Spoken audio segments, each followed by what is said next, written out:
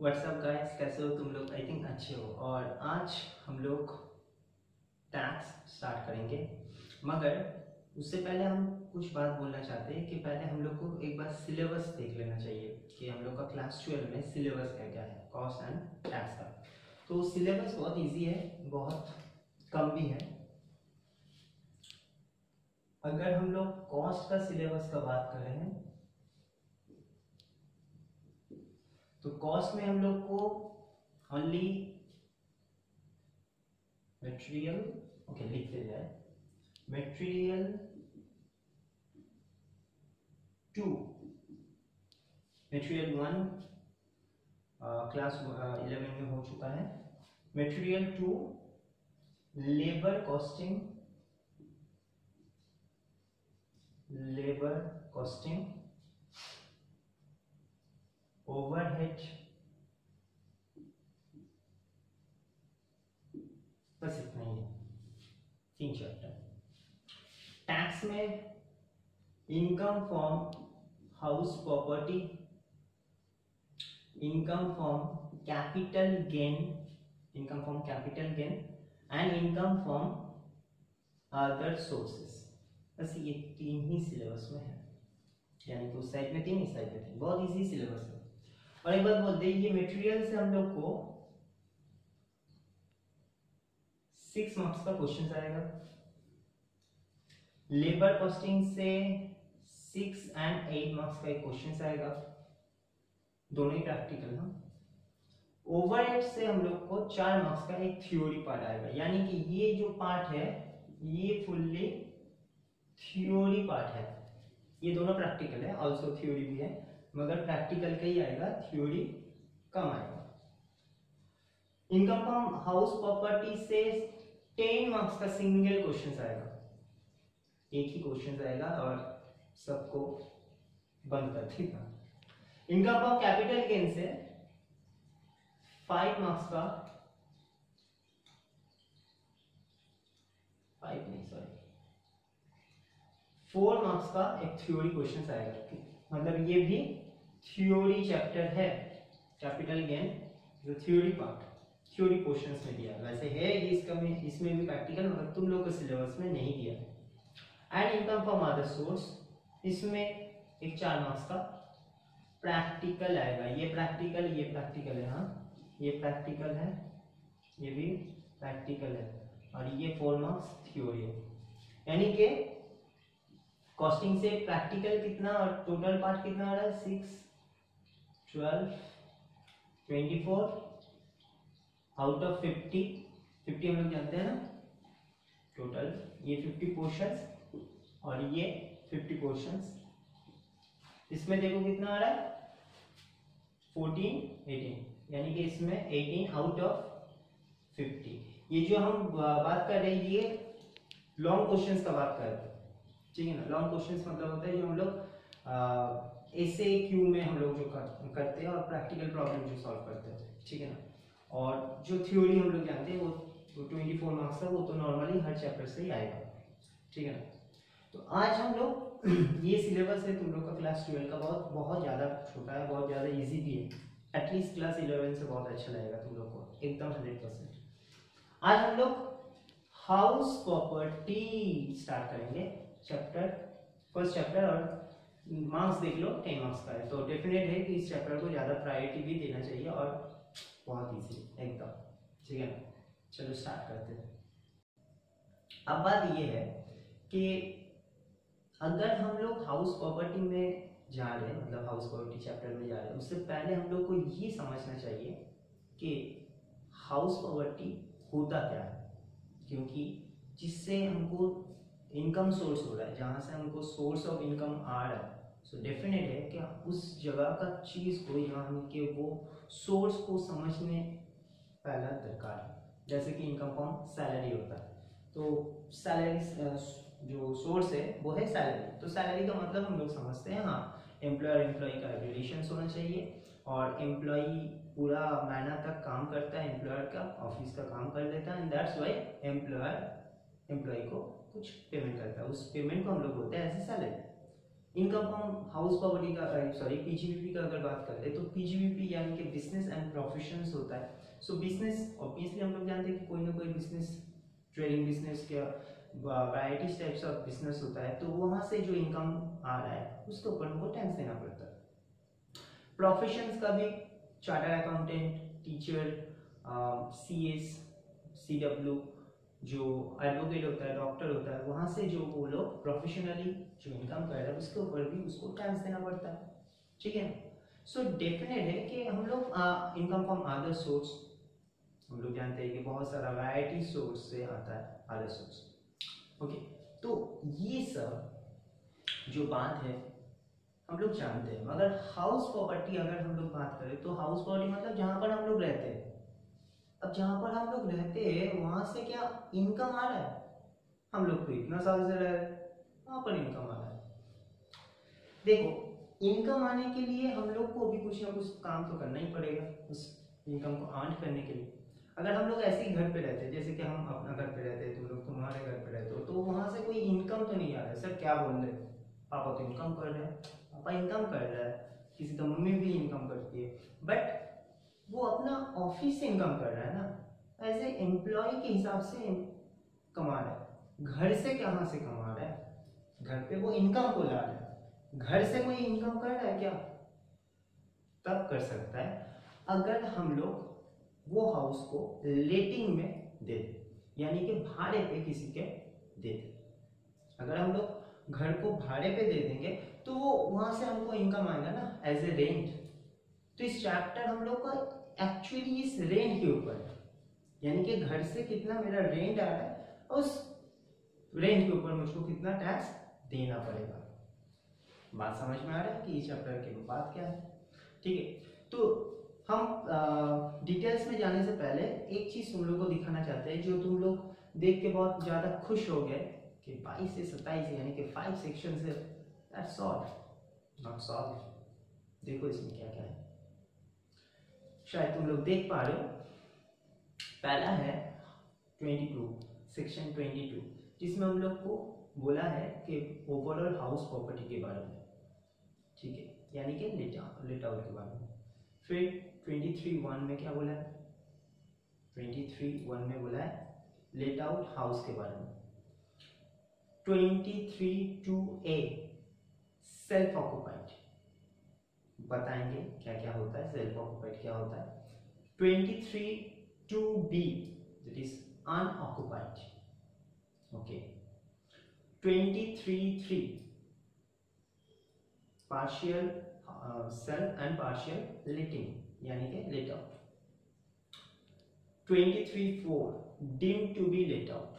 Deemed का मतलब assume होता है, बाद में इसका ऊपर भी हम लोग साम्स करेंगे।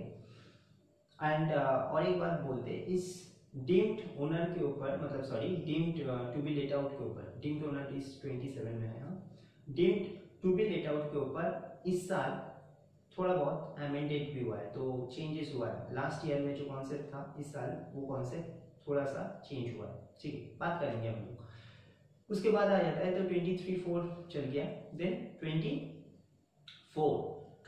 में डिडक्शंस के बारे में बोला है। डिडक्शंस मतलब होता है सेल्फ इनकम का डिडक्शंस, यानी कि जैसे कि सैलरी का जो डिडक्शंस होता है वो 16, पीजीबीपी का डिडक्शंस होता है 35, कैपिटल गेन का होता है 54, अदर सोर्स का होता है 57, वैसे ही हाउस प्रॉपर्टी का होता है 24। Okay, now 24(a) is the standard deductions, 24(b) interest on loan, 25 disallowed expenditure, 25(a) is unrealized rent, 25(a) unrealized rent recovered, 25(b) area rent recovered, 26 is a co-owner and 27 that is a deemed owner। तो ये 5 sections था नहीं, इसमें बहुत सारा varieties है, और obviously हम लोग एक एक सेक्शंस के ऊपर हम लोग बात भी करेंगे, क्योंकि कुछ कुछ जगह में हम लोग को साम्स के टाइम जब करेंगे उसमें सेक्शंस का भी कुछ बात आ जाएगा डेफिनेटली। और अगर हम लोग बात करें तो 27 जो हम लोग का डीम्ड ओनर है वो थ्योरिकल है, वो ठीक है, मगर प्रैक्टिकल लाइफ में उसका भी काम होता है। बाकी जो भी हम लोग सेक्शंस देखे वो हर एक सेक्शंस तुम लोग को प्रैक्टिकल में कभी ना कभी अफेक्टेड करेगा। तो डेफिनेटली हम लोग को पूरा सेक्शंस पढ़ना भी चाहिए, सीखना भी चाहिए, सही है ना। अब चलो हम लोग सेक्शंस तो समझ लिए कि हाँ इतना सारा सेक्शंस है, मगर इस सेक्शंस को पढ़ने से पहले हम लोग को ये समझना जरूरी है कि हाउस प्रॉपर्टी का मतलब क्या है। हाउस प्रॉपर्टी का मतलब क्या है ना। हाउस प्रॉपर्टी का मतलब होता है, house property means the land surrounding by the sufficient wall, यानी कि हाउस उसको बोलो अगर उसका सफिशिएंट वॉल है तो। सराउंडिंग मतलब होता है एक साथ, ऐसा नहीं कि एक जगह में एक वॉल है फिर दूसरे बहुत लॉन्ग डिस्टेंस में एक और एक वॉल है, ऐसा नहीं है। सराउंडिंग होना चाहिए, यानी कि अटैच होना चाहिए। रूफ हो भी सकता है, नहीं भी हो सकता। कमर्शियल हाउस मे और may not have a roof. Commercial house मतलब जहां से हम लोग इनकम कर रहे जिस घर से, वो हाउस ऊपर में छत हो भी सकता है, नहीं भी हो सकता है। हाँ ऑब्वियसली हम लोग जहाँ पर रहते हैं ऊपर में छत होना चाहिए। वैसे हम लोग भी बोलते हैं कि छत का जुगाड़ हो गया तो हम लोग का लाइफ सेटल है, सही है ना। अपना अपना छत का जुगाड़ सही। हम लोग के हिसाब से नहीं बोले, एज पर लॉ के हिसाब से कॉमर्शियल हाउस इट मे और may not be a roof. बात सिंपल है, रूफ हो ना हो, छत ऊपर में हो ना हो, अगर सराउंडिंग वॉल है तो उसको तुम घर बोल सकते हो एज पर लॉ। हम बार बार बोल रहे हैं एज पर लॉ, ऐसा नहीं कि कोई भी जगह को हम लोग बोल देंगे। वैकेंट लैंड है, अब वैकेंट लैंड में एक छोटा सा घर बना है, मान लो कि ये वैकेंट लैंड है, ठीक है। यहाँ पर एक छोटा सा घर बना है, ठीक है, देख पा रहे हो शायद। ये घर को हम लोग झोपड़पट्टी है, मान लो कि ये झोपड़पट्टी टाइप का है, ठीक है ना। इसमें एक जन बहुत गरीब टाइप का कोई रहता है, झोपड़पट्टी टाइप का, उसको भी एज पर लॉ के हिसाब से हम लोग हाउस बोल सकते हैं, क्योंकि रूफ है ना, रूफ है ना।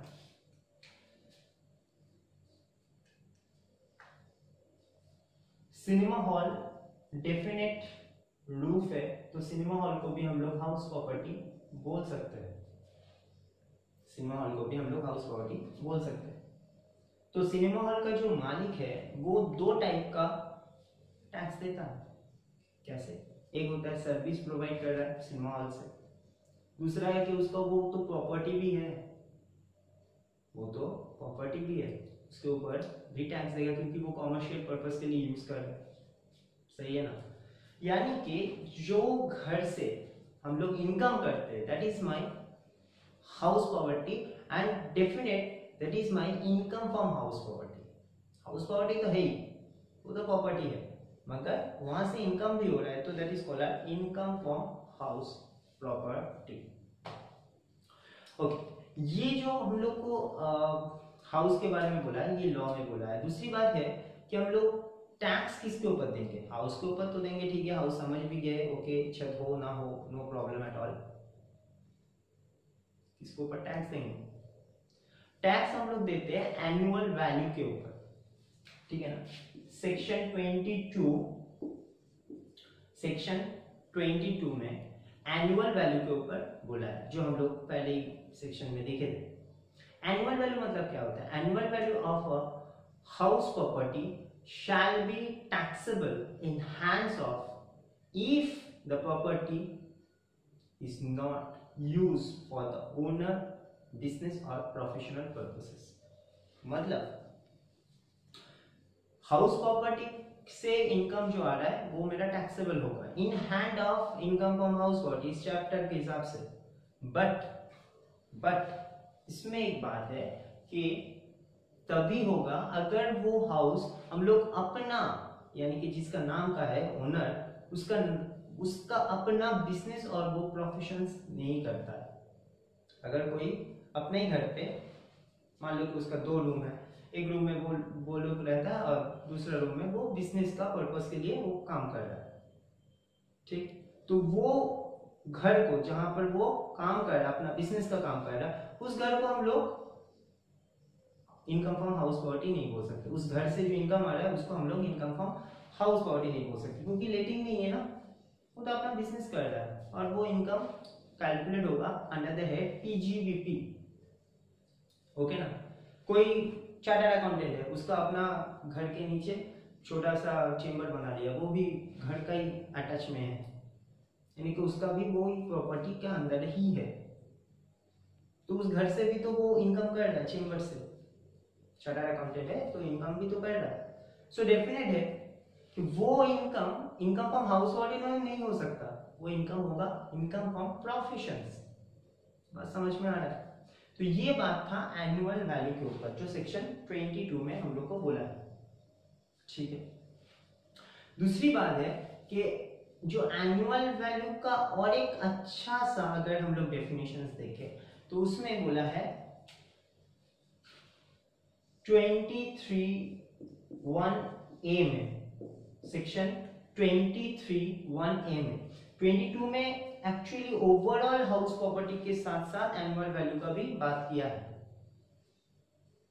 ठीक है ना, हाउस प्रॉपर्टी का डेफिनेशंस के साथ साथ एनुअल वैल्यू का भी बात किया है, मगर एक्चुअली एनुअल वैल्यू का जो सेक्शन है वो है 23(1)(a).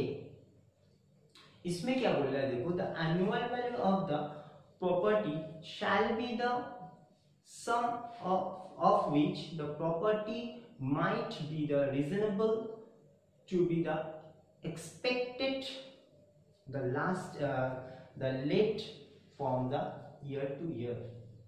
यानी कि अगर हम लोग बात को देखें तो यहाँ पर मेन जो बात है वो है लेट, यानी कि लेटिंग, और सालों से यानी कि ईयर टू ईयर। हो सकता है कि एक बार वो देके बंद कर दिया तो सर उसको क्या हम लोग हाउस प्रॉपर्टी बोलेंगे? हाँ, उस साल के लिए एटलीस्ट बोलेंगे, नेक्स्ट ईयर से नहीं बोल पाएंगे, क्योंकि नेक्स्ट ईयर में मान लो कि वो घर कोई काम की वजह से दे दिया, लेटिंग नहीं, उसको तो हम लोग हाउस प्रॉपर्टी उस टाइम पे नहीं बोल सकते जिस साल में वो लेटिंग नहीं कर रहा है। बात क्लियर? अब बात ये है कि हम लोग एनुअल वैल्यू जो कैलकुलेट करते हैं, एनुअल वैल्यू तो हम लोग रीजनेबल एक प्राइस को बोल रहे हैं, एक सम्स को बोल रहे हैं, मतलब अमाउंट को, मगर वो अमाउंट कहां से कैलकुलेट करते हैं? ठीक, तो वो अमाउंट कैलकुलेट करने के लिए हम लोग को 4 एलिमेंट्स का दरकार होता है। ओके, पहला एलिमेंट्स म्यूनिसिपल वैल्यू। क्या होता है म्यूनिसिपल वैल्यू? का मतलब होता है कि जो हम लोग लोकेलिटी में रहते हैं, हर लोकेलिटी में, हर स्टेट में म्यूनिसिपल कॉर्पोरेशंस और लोकल अथॉरिटी रहता है, एंड वो लोकल अथॉरिटी, वो म्यूनिसिपल कॉर्पोरेशंस के पास पूरा उस लोकेलिटी में जितना घर है उस घर का ईच एंड एवरी वैल्यूएशंस जो प्राइस है उस सब का हिसाब उसके पास है, ईच एंड एवरी।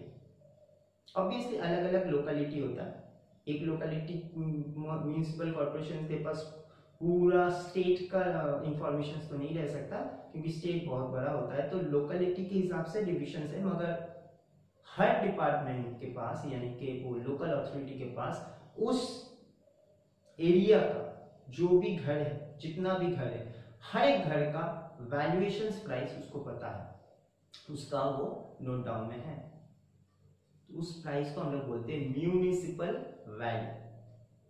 एक हुआ। 2 नंबर होता है fair rate. What do you mean a fair rate? Fair rate का मतलब होता है जो होना चाहिए, फेयर यानी कि जो एक्चुअलिटी होना चाहिए। फॉर एग्जाम्पल, हम किसी को घर किराए पे दिए, फॉर एग्जाम्पल हम से ड्रॉ करके दिखा रहे हैं, मान लो कि हम ये घर है मेरा ही घर है, ठीक है ना, और ये घर हम लेटिंग किए,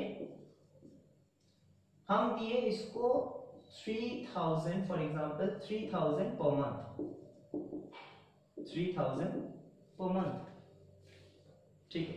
इसमें सब कुछ मोटा मोटी सब कुछ फैसिलिटी है, 5 स्टार नहीं है मगर सब फैसिलिटी है, खाने का, रहने का, ठीक है ना, और भी। अब इसके बगल में और एक घर भी है जो सेम साइज का है, सेम साइज का है, ठीक है। साइज मतलब समझ गए, स्क्वायर फीट, सेम साइज का, सेम सब कुछ है जो हम मेरे घर पे हम प्रोवाइड कर रहे हैं मेरा टेनेंट को। टेनेंट मतलब जिसको हम भाड़े पे दिए। अब वो टेनेंट दूसरा टेनेंट यानी कि मेरा टेनेंट दूसरा टेनेंट के साथ बातचीत करता है। तो बातों बातों में उसको पता चला, मतलब मेरा टेनेंट को पता चला कि उसका भी घर सेम साइज का है, सेम फैसिलिटी है, सेम सब कुछ है, मगर रेंट सेम नहीं है। ये घर का जो ओनर है वो इससे मतलब इससे रेंट लेता है 4000 पर मंथ, 4000 पर मंथ। तो मेरा टेनेंट ने बोला भाई मेरा लैंडलॉर्ड तो बहुत अच्छा है, मुझसे तो 3000 लेता है और देखो सब कुछ वही दे रहा है जो तुमको दे रहा है तुम्हारा लैंडलॉर्ड, तो इतना भेदभाव क्यों। तो दूसरा जो टेनेंट है ऑब्वियसली केस कर सकता है, बोल सकता है। अब बोलेगा तो बात नहीं सुनेगा तो उसके बाद उसको केस कर सकता है। तो अगर केस करता है तो डेफिनेट है कि कोर्ट एक चीज देखेगा, क्या तुम्हारा दो घर सेम लोकेलिटी में है। आंसर आएगा हाँ, क्योंकि बगल में ही है तो सेम लोकेलिटी तो हुआ ही। क्या तुम्हारा स्क्वायर फीट और उसका स्क्वायर फीट सेम है घर का। आंसर आएगा हाँ। क्या तुमको वो सब फैसिलिटी मिल रहा है जो फैसिलिटी दूसरा लैंडलॉर्ड दूसरा टेनेंट को दे रहा है। आंसर आएगा हाँ। अगर तीनों आंसर हाँ है तो जो इसका लैंडलॉर्ड है इसको अब से 3000 करके ही लेना पड़ेगा। इसको बोला जाएगा फेयर रेंट। मतलब सेम लोकेलिटी में अगर किसी का घर है और दोनों घर का फैसिलिटी साइज सब कुछ सेम है, फिर भी रेंट अप्स एंड डाउन्स है, तो जिसमें अप्स है उसका टेनेंट उसके ऊपर केस ठोक के फेयर रेंट के हिसाब से ले सकता है। फेयर रेंट का मतलब होता है एक एक्चुअलिटी, यानी कि एग्जैक्टली लेना जितना चाहिए। अगर वो उतना हमको फैसिलिटी देके सब कुछ सेम दे रहा है तो तुम क्यों उससे ज्यादा लोगे। हाँ ये बात हो सकता है कि हम 3000 दे रहे हैं, जैसे जैसे फैसिलिटी है ये और भी ज्यादा उसको फैसिलिटी देता है। फॉर एग्जांपल एसी वेसी सब कुछ दे दिया तो ऑब्वियसली 1-1500 तो वो ज्यादा ले ही सकता है, तो उसमें नहीं होगा फेयर रेंट। मगर सब कुछ 100% सेम इक्वल दोनों घर में होना चाहिए, सेम लोकेलिटी होना चाहिए। लोकेलिटी हम बार बार बोल रहे हैं, लोकेलिटी सेम होना चाहिए, तब जाके जो प्राइस तय होगा उस प्राइस को हम लोग बोलते हैं fair rent. Got it, okay. Now अब ये जो हमने बात किया था जो कोर्ट में जाएगा, तो कोर्ट ऑब्वियसली बहुत सारा काम में बिजी होता है और हर एक चीज का अलग अलग लॉ है। जैसे कि हम जो बात कर रहे हैं ये रेंट का प्रॉब्लम है, तो ये रेंट का प्रॉब्लम सब कोई भी वकील नहीं कर सकता, मतलब एडवोकेट ये सब केस नहीं ले सकता। जो रेंट कंट्रोल एक्ट के थ्रू एडवोकेट होता है वो लोग ये काम करता है।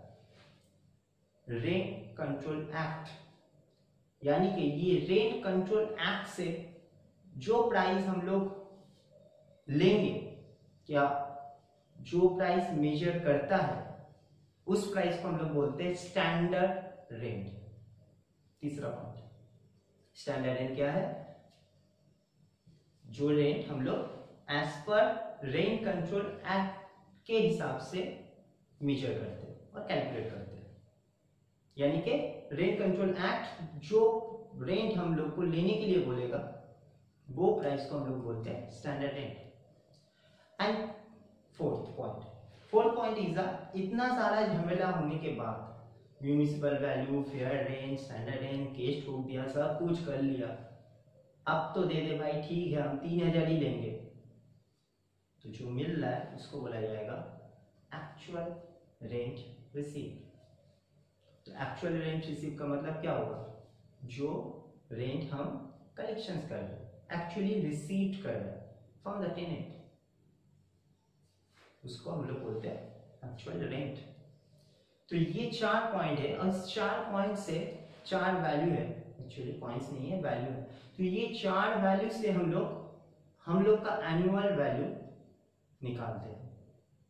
बात समझ में आया ना। दूसरी बात, जब हम लोग एक्चुअल रेंट रिसीव करेंगे, वो एक्चुअल रेंट जो रिसीव करेंगे उसमें हम लोग को 2 चीज हो सकता है कि हो सकता है कि हो।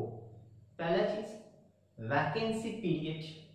वैकेंसी पीरियड का मतलब क्या है, फॉर एग्जांपल हम 1 अप्रैल 2019 को घर बना लिया, ये घर बना लिया।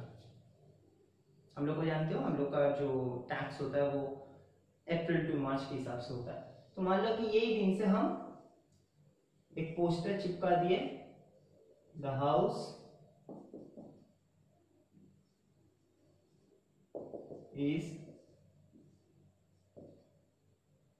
लेट, ठीक है ना। क्या उसी दिन हम लोग जिस दिन दे रहे वहां पर एडवर्टाइज कर रहे, उसी दिन कोई टेनेंट आ जाएगा? हो सकता है, नहीं भी तो हो सकता है।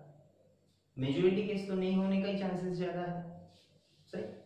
तो अगर कोई टेनेंट, फॉर एग्जांपल हमने अप्रैल महीना में घर को स्टार्ट कर दिए, मगर टेनेंट आया मई महीना से, तो मई महीना से नेक्स्ट ईयर मार्च तक वो उसका पीरियड होगा, फॉर एग्जांपल मई से मार्च तक, क्योंकि अप्रैल से तो मार्च तक हुआ नहीं। अब बात सोचो, मई से मार्च तक कितना महीना होता है? 12 मंथ? No, 11 month. तो क्या उस टेनेंट से हम 12 मंथ का रेंट ले सकते हैं? It is possible? No, because he has not stay in April. तो अगर वो अप्रैल में था ही नहीं तो कैसे वो रेंट देगा, और क्यों देगा, कैसे देगा, वो बात का बात है, क्यों देगा, था ही नहीं ना। सो एक महीना उस लैंडलॉर्ड का क्या हुआ, वैकेंट रहा वो घर। और अगर वैकेंट है तो पैसा कहां से आएगा? और समझ में आ रहा है, पैसा कहां से आएगा? तो वो मंथ का जो रेंट है उसको माइनस करना पड़ेगा। फॉर एग्जांपल हम 3000 करके लेते, तो अगर 12 मंथ ही अगर लेटिंग होता तो मुझको 36,000 मिलता, मगर अभी कितना मिलेगा? 33,000 बिकॉज ऑफ 11 मंथ। तो 1 मंथ एज ए रेंट हमको माइनस करना पड़ेगा। तो रेंट रिसीव जब हम लोग करते हैं तब वैकेंसी को लेस किया जाता है। दूसरा और एक चीज, अब मान लो कि उसको रहने के लिए तो दे दिया, अब 2-3 महीना वो अच्छा से हमको रेंट दे दिया था, कुछ महीना के बाद से वो डिले करना स्टार्ट कर दिया, और डिले करते करते करते 1 महीना 2 महीना ऐसा डिले हो गया, नहीं कलेक्शंस हुआ। 2 महीना फॉर एग्जांपल हम बहुत ज्यादा उसको प्रेशर दिए, बोले, समझाए, भाई दो दो दे दो दे दो दे दो दे दो, दिया ही नहीं, दिया ही नहीं। क्या करे, कॉलर तो पकड़ नहीं सकते, एजुकेटेड आदमी है, सो डेफिनेट है कि हम उसको बोल सकते हैं, उसको थोड़ा बहुत हम प्रेशर दे सकते हैं, मगर जोर जुलूम तो नहीं कर सकते। ऐसा नहीं दिया तो उस 2 महीना को हम लोग जो रेंट कलेक्शन नहीं हुआ, दैट इज इंग्लिश में क्या बोलेंगे उसको, unrealised rent. So unrealised rent also deducted from the when you compute the value of actual rent received. Simple बात। सो ये 2 चीज लेस करने के बाद जो मुझको मिलेगा वही मेरा एक्चुअल रेंट रिसीव्ड है। बात क्लियर?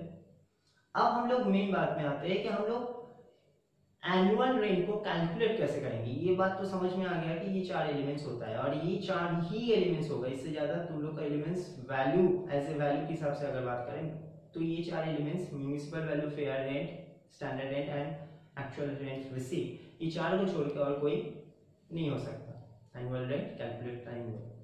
तो एनुअल रेंट कैसे निकालते हैं, ठीक, देखो एनुअल रेंट एनुअल वैल्यू हम लोग जब निकालते हैं तो ये दो पार्ट में डिवाइडेड होता है। पहला होता है ग्रॉस एनुअल वैल्यू, दूसरा होता है नेट एनुअल वैल्यू। आज हम लोग ग्रॉस एनुअल वैल्यू में बिलोंग करेंगे क्योंकि मेन काम ग्रॉस एनुअल वैल्यू में ही है।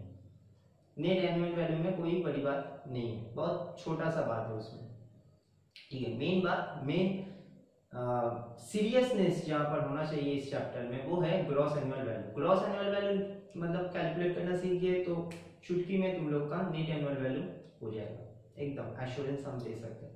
चलो देख लो एक बार कैसे। देखो यहाँ पर हम लोग का 3 स्टेज में हम लोग को ग्रॉस एनुअल वैल्यू निकालते हैं। पहला स्टेज जो होता है, पहला स्टेप जिसको हम लोग बोल सकते हैं, उसको बोला जाएगा municipal value and fair rent. Municipal value and fair rent whichever is higher. यानी कि फॉर एग्जांपल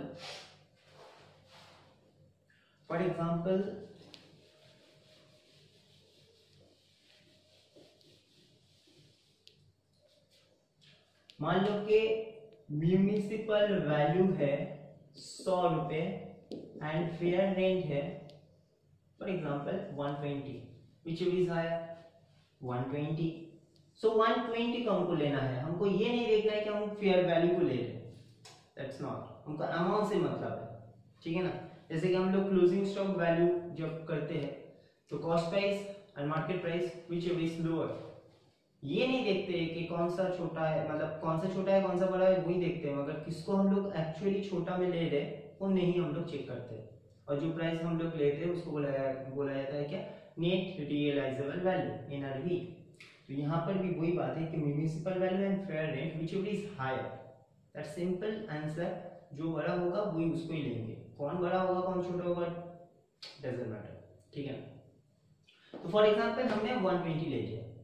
दूसरा स्टेप क्या बोल रहा है, दूसरा स्टेप बोल रहा है कि जो आंसर आएगा, जो भी आंसर आएगा उसके साथ हम लोग स्टैंडर्ड रेंट को चेक करेंगे। यानी कि जो आंसर आया फॉर एग्जांपल 120 आया, ठीक है ना।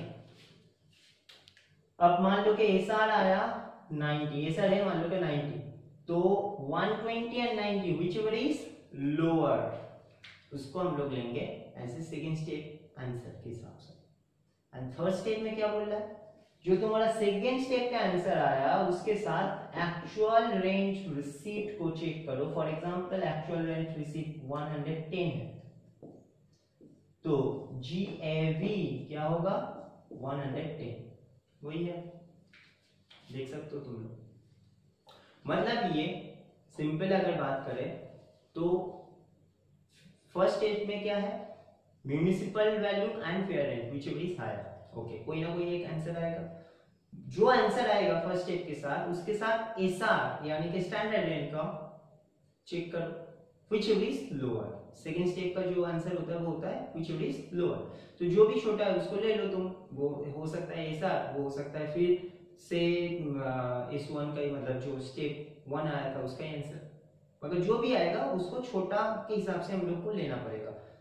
सेकंड एंड थर्ड पार्ट में क्या बोल रहा है, सेकंड पार्ट तो हो गया, थर्ड पार्ट में क्या बोल रहा है, जो आंसर सेकंड स्टेज से आया है उसके साथ एआरआर को चेक करो। एआरआर मतलब होता है एक्चुअल रेंट रिसीव, उसको चेक करो एंड वो अगर हायर है व्हिचएवर इज हायर देन वो वैल्यू हो जाएगा मेरा ग्रॉस एनुअल वैल्यू। बस इतना ही करना है हम लोग को, मगर इसमें भी कुछ बात आएगा, डेफिनेट आएगा, मगर ये बात एक्चुअली ये प्राइमरी बात है, मतलब इसको हम लोग अगर दिमाग में रख देते तो इसके बाद जो कुछ बात आएगा, एक्स्ट्रा बात आएगा वैकेंसी लेके, उसमें हम लोग को ज्यादा दिक्कत नहीं होगा क्योंकि उसमें भी थोड़ा बहुत रूल सेम ही रहेगा, कुछ हद तक चेंज होगा। आई बात समझ में। तो ये बात था हम लोग का हाउस पावर्टी कैलकुलेशंस करने का जो ग्रॉस एनुअल वैल्यू पार्ट है, ठीक है। तो अभी हम लोग इसके ऊपर एक दो समरी टाइप का देखेंगे कि कैसे निकालते हैं, ठीक है ना। चलो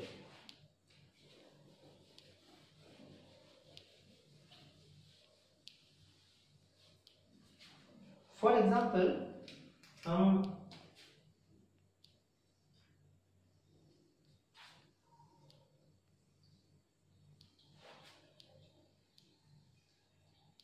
house 1, house 2, house 3 and house 4, house 5, 5 घर को लिए। ठीक है। Municipal value, fair rent, standard rent and actual rent received. ठीक है, ये 4 एलिमेंट्स होता है मेनली। मान लो कि फेयर म्यूनिसिपल वैल्यू 100, 100 या 110, 130, 140, 150। एफआर है मान लो कि 120, 130, 90, 150 एंड 145। एसआर फॉर एग्जांपल मान लो कि 130, 110, 100,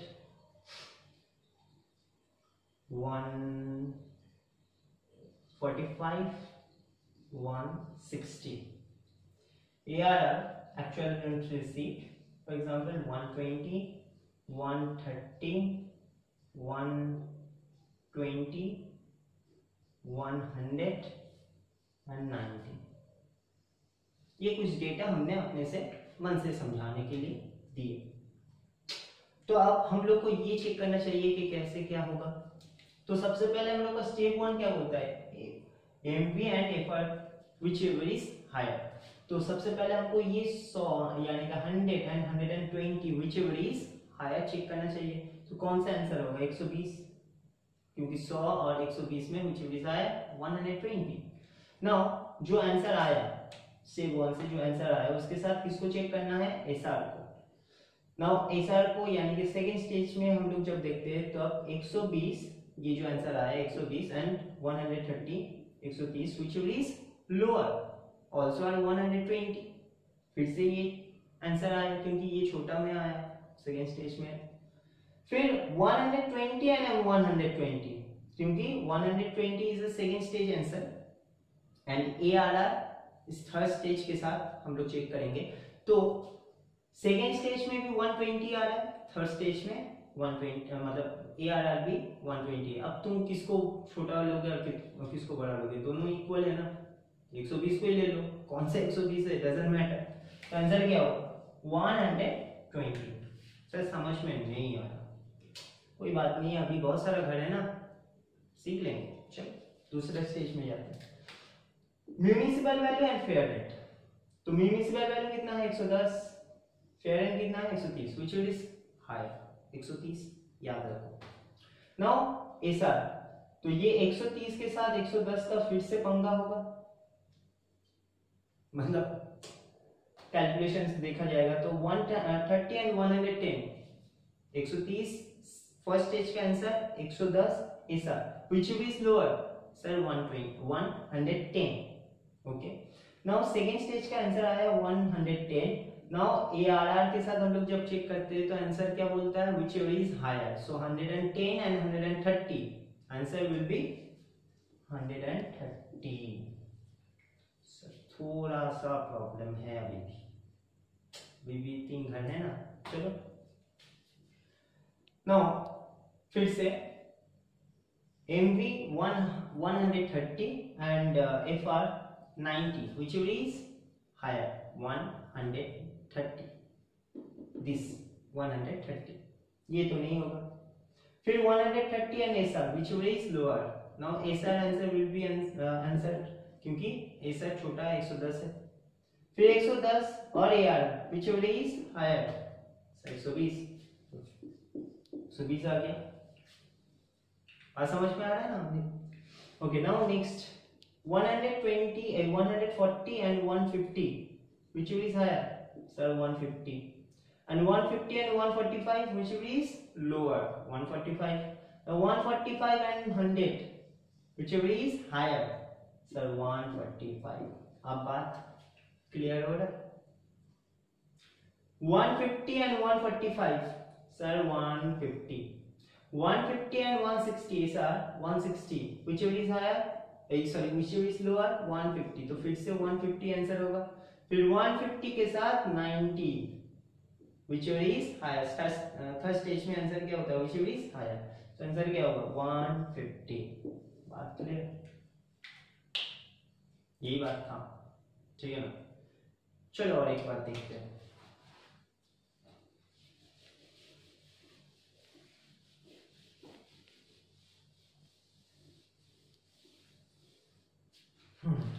अब थोड़ा सा घुमा के बोल रहे हैं.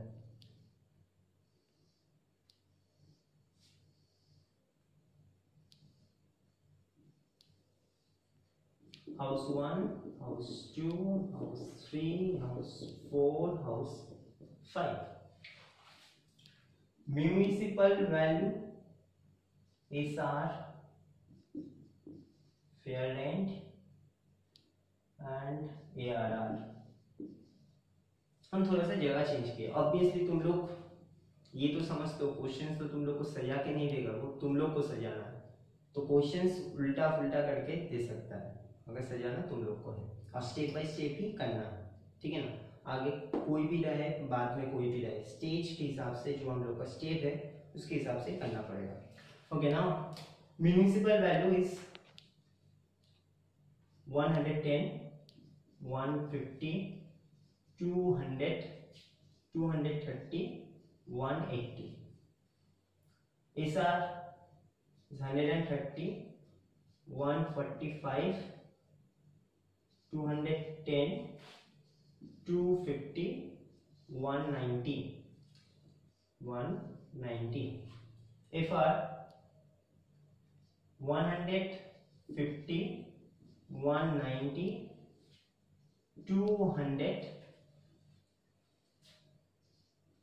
210 and 200. चलो.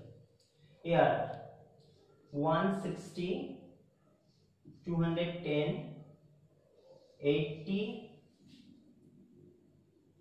200 and 201.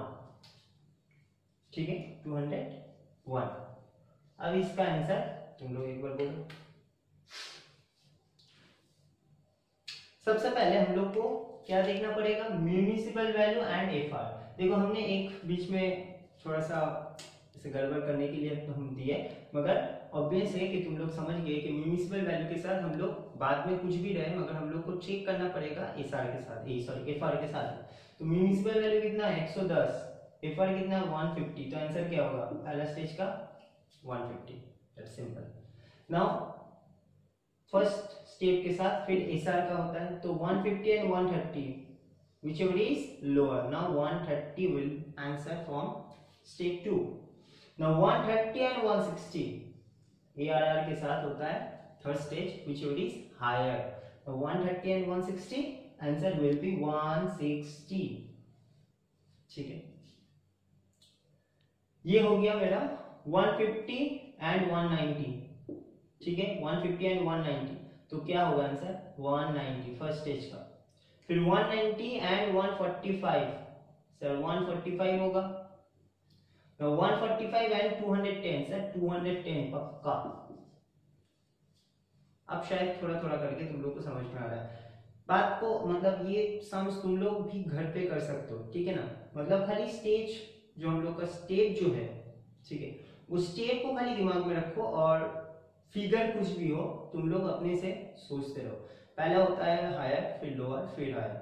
FR MV which is higher, SR which is lower, then ARR which is higher. Simple.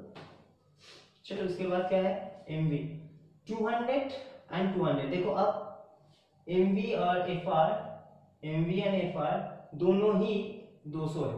200 किसको लेंगे, किसी को भी ले लो, नहीं समझ में आएगा ना सर को. सो 200 किसी को भी तुम ले सकते हो, कोई भी फिगर को, मतलब ये तो न्यूट्रल हो गया ना, इक्विलिब्रियम हो गया. सो ये 200. फिर SR के साथ हम लोग चेक करेंगे, तो SR कितना है देखो 210. अब 210 तो नहीं लेंगे, फिर से हमको 200 ही लेना है whichever is lower. नाउ ये 280, 200 एंड इसके साथ 80 whichever is higher third stage का ARR के साथ. तो फिर से 200 आंसर होगा, क्योंकि बड़ा कौन सा है 200.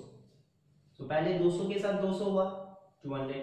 फिर 200 के साथ 210 हुआ विच इज लोअर, तो 200 फिर से आया। फिर 200 के साथ 80 का हुआ थर्ड स्टेज में विच इज हायर, तो फिर से 200 आया, तो 100 होगा 200। Now 230 and 210 MV and FR, whichever is higher, 230. Now 230 and 250 SR, whichever is lower, then also 230. Then 230 and 200, whichever is higher, also 230. Answer 230 होगा। आएगा समझ में? Last 180 and 200, sir 200, 200 and 190, sir 190, 190 and 201, 201, answer will B 201। Sir ये सब क्या है? ये सब है GAV, ग्रॉस एनुअल वैल्यू। यही हम लोग का मेन चीज होता है। सर इतना इजी है, इतना इजी है, मगर कुछ इसमें भी ट्विस्टिंग होगा, ठीक है, तो हम लोग नेक्स्ट क्लास में देखेंगे। मगर तब तक तुम लोग कर सकते हो। और एक बात, हम एक होमवर्क देना चाहते हैं, ऐसे इलस्ट्रेशन, इसको कर लेना, और नेक्स्ट क्लास में ये चीज के साथ साथ नया चीज कुछ ट्विस्टिंग होगा, उसको दिमाग में रखना, क्योंकि वो चीज और भी ज्यादा दरकार होगा साम्स में, ठीक है। एक होमवर्क तुम लोग ले लो, हम यहाँ पर ही दे दें।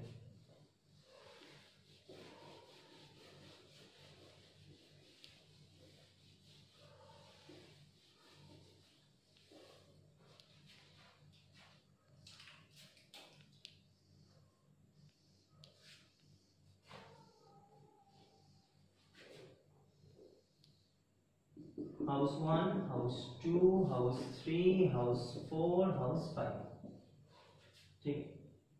ARR, FR, SR and municipal value. So ARR is 1000, 2000, 3000, 4000, 5000. FR 1500, 1900, 2800, 4000, 4800 and 5100. SR 1000, 1800, 2900, 5000 and 5600. MV 1600, 1000, 3000, 5001 and 5700, ठीक है। इसका GAV तुम लोग निकाल के हमको बोलना, ठीक है। बहुत इजी क्वेश्चन है और इसमें कोई बात ही नहीं है, ठीक है ना। अभी शायद तुम लोग आंसर ही करती होगी, तो इतना एश्योरेंस दे सकते हैं। दूसरी बात ये है कि हम लोग नेक्स्ट क्लास में जो क्लास करेंगे बहुत ज़्यादा इंपॉर्टेंट होगा, सो प्लीज़ उस क्लास को तुम लोग अच्छा से देख लेना, ताकि तुम लोग इसके ऊपर और भी बात को समझ पाओ, ठीक है। तब तक के लिए बाय।